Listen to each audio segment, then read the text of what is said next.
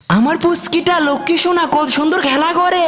আরে সিন্টু আবার ওইদিকে কোথায় যাচ্ছে? ওই সুইমিং পুলে ওরা আবার কি কাজ? পা সরিয়ে বসে আছে। আমি তো ছোট বাবুর জন্য ওকে সময়ও দিতে পারছি না।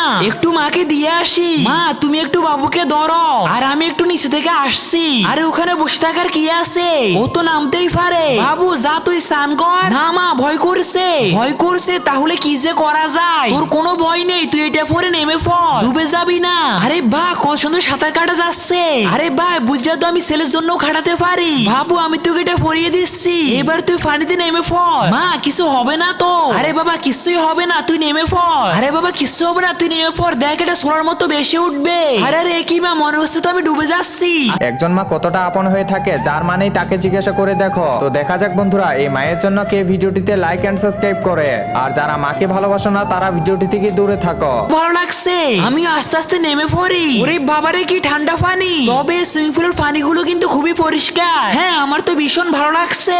এবার আমি আস্তে আস্তে সাঁতার কাটা শিখবো। আরে বাহ কত সুন্দর সাঁতার কাটছি। সত্যি আমার ছেলেটা খুবই খুশি হয়েছে। ওর খুশি দেখে আমার নিজের কাছেও খুবই ভালো লাগছে। মা তোমাকে অনেক অনেক থ্যাংক ইউ। আরে বাবা ঠিক আছে।